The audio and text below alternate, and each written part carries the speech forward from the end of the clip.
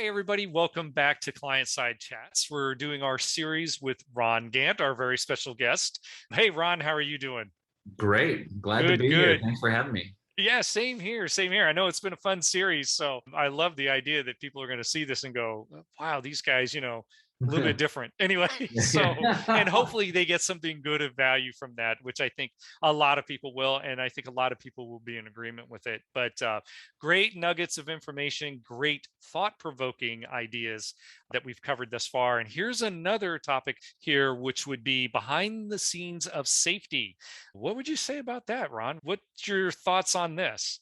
I think, as I was kind of reflecting on this topic, I was thinking about, and it's something similar to what we talked about before in one of the other sessions about how we do a lot more in safety than I think people recognize. And Ah, one of the things I was talking with a group of safety professionals that do work in the entertainment industry, productions, right? mhm. So movie sets and TV sets and stuff like that, and asking them about the things they do, for example, and so they do things like coordinate with the production designer, coordinate with the unions, go and talk to the special effects persons to make sure that they're all set up, and it occurred to me that one of the things I think that safety professionals do that a lot of people don't recognize is how much we connect different parts of the organization that other people in the organization don't get to do.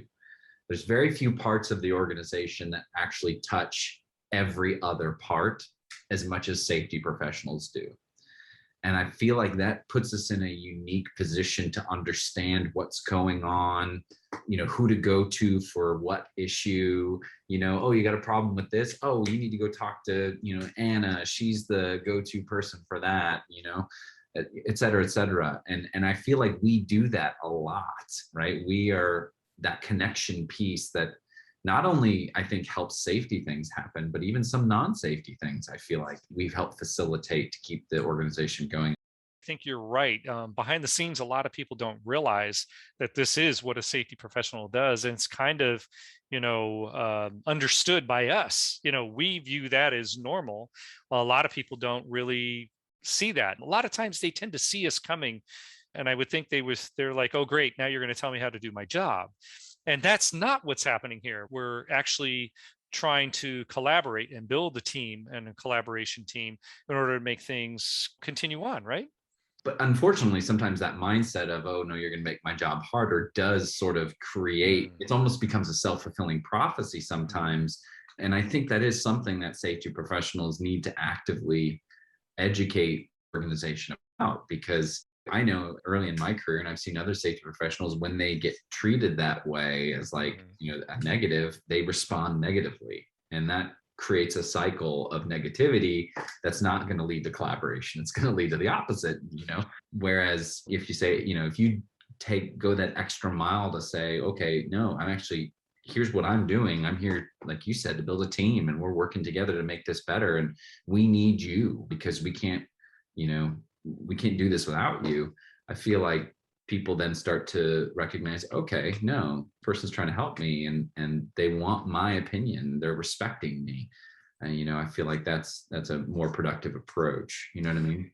And what is it that you said? It's if you want to gain trust, you have to trust the other person. That starts a reciprocal relationship, right? I mean, that's what allows that a collaboration to really continue and go forward. And so, Tim Bardoff, right? He has had one thing that we've had conversations with a while ago, and brought up a very good point on one thing here, where he feels that it is what it is kind of a cop out. That no, it's not what it is, or we'll agree to disagree. No, you can't really do that. That's not really collaborative here. We're really all trying to solve a problem. And I think that leads back into what you're talking about here from the standpoint of trust building trust. How do we go about doing that? I mean, this is behind the scenes stuff here. So, I mean, conceptually, I would say the big thing, and then we can maybe go into examples of this. But the biggest thing that I think we have to do is especially early on when we're trying to build relationship and build that trust, is we need to be problem solvers, not problem finders. Because too often, I think safety people will come in and be like, if your first interaction with someone is, hey, James, I'm really excited to work with you. Now come and help me solve the problem that I think is important. You can't be surprised when James is like, well, I'm busy. Why the hell would I help you?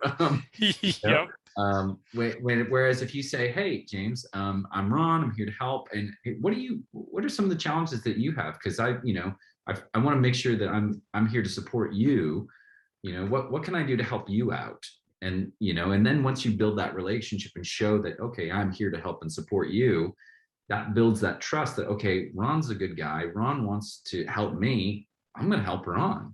And so Mhm. next time when I come along and say, hey, James, I kind of need your help on this project. You got some time? You can do that? Yeah, I'm a little busy, but you know what? I can give you this time because you helped me before. Right.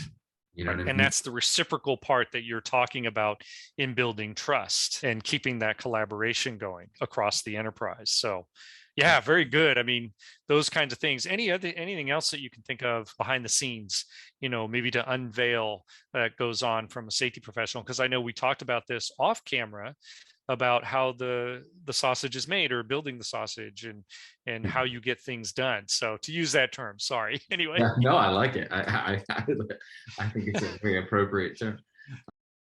To me, I would say that one of the other things that safety professionals are really they need to be good at and get good at over time is because we are connecting different parts of the organization. Mhm. We also, especially the most effective safety professionals, get really good at crafting messages for every part of the organization. Ah, You know what I mean? Like, so I need to know how to talk to the frontline worker, but I also need to know how to talk to engineering, and I need to know how to talk to the C-suite, and I need to know, um, we may not always be the best because a lot of that we just build over tribal knowledge, right? It's just trial and error. We go out and figure it out and see what works and what doesn't.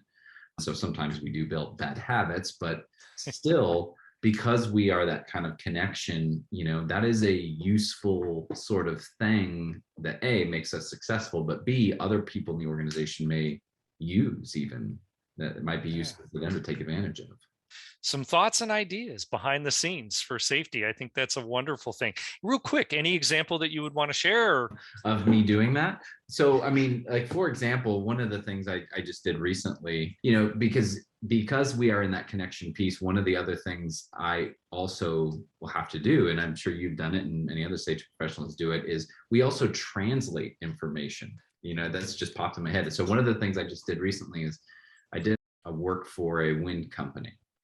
And so I went out to the field and I talked to a lot of workers out in wind farms throughout the Midwest and everything, going into the middle of nowhere because they typically don't build wind farms in the middle of big cities. They Mhm. obviously build them out in the middle of nowhere, right? And so you're going to these small rural areas with these frontline workers, and you're asking them questions and getting their perspectives on how the organization's managing safety and dealing with accidents and stuff like that, and some of their concerns. But then I had to go to the headquarters for Uh-huh. North America to the leadership team where they gathered all the leaders, way up in the organization in the middle of a big city, and we're in the big conference room. We're all dressed up with fancy technology and chairs and stuff like that. And I had to present what I found to them. And so you have to and in that case, I had to translate, okay, when these guys said, for example, oh yeah, our work instruction process is BS. They didn't say BS. They actually said the word, right? Yep. I had to like, okay, how do I say this in a way that's palatable You're and right. in that space, right? Because you don't want to offend people, but you also want to make sure that the actual meat of the message gets translated because that may be the only time that individual that I talk to has the opportunity to have a direct line to that level of the Right. organization. That's something that I try to keep in the back of my mind, that sometimes I jokingly tell people this, that I get paid to tell organizations what their workers are saying. You know what I mean? Yep. And I know other safety professionals feel this way. That's something I Right. internalize and try to take seriously because that may be the only time that message ever gets to that level. You're taking something, making it palatable, so therefore the collaboration can continue and become stronger, not become adversarial. So that's a Exactly. really good component of what's going on behind the scenes with safety. So that's great. All right, Ron, thanks for sharing, man. I Thank really you. appreciate it. So look forward to the next series. So thanks. Talk Thank to you you. soon. Bye now.